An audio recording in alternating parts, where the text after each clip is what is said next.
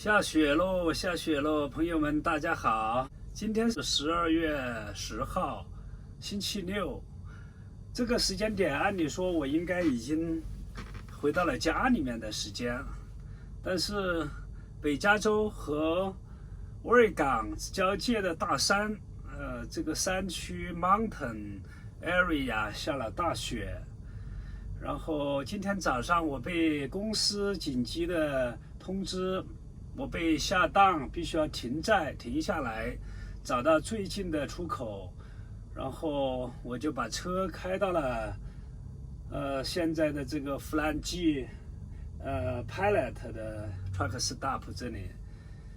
没想到一停下来就停了一整个上午的时间。看样子下雪的话，对交通运输的影响还是非常之大的，特别是对大的货车。按理说这个雪其实不算太大，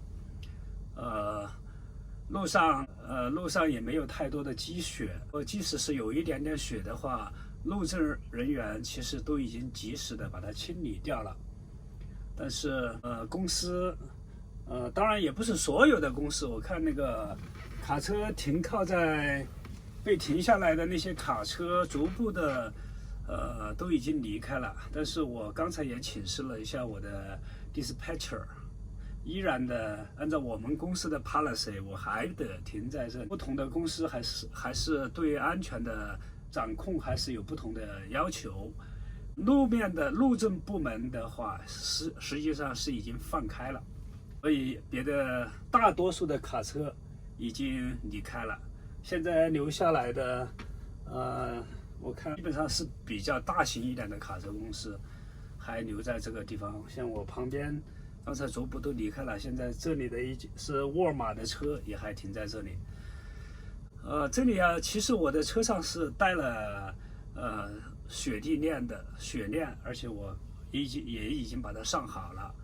但是其实雪地链的一个规则的话，它是并不是说叫你下雪一直带着那个链条可以跑，它是一种防范措施。就是说万一你在路上下了雪，你必须要离开危险的区域，你就要上好链条再离开，并不是让着你，这叫欠诺并不是说你一直带着链条可以跑。所以原则上只要下雪或者是路有危险，路上有黑冰，司机就要停下来。不同的公司有不同的要求，有的公司还会对司机有一些补贴。好像我们的 policy 是一天$250，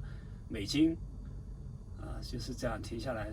这个是超出司机的范围之外的延误，与司机没有关系。但是得等在那个地方。不过好在这里有吃有喝的，什么都有。这里我移到这个是大埔，这里有一个grocery outlet， 这里的食物是非常丰富。然后刚才我还到那个 Pilot 的那个洗澡的地方洗了一个澡，然后还尽管外边的温度现在是零下Fahrenheit 是31度，摄氏的话就是零下1度左右，但是车内的温度还是挺好的，车内的温度穿短袖，所以只能慢慢的等待。这就是卡车司机的生活。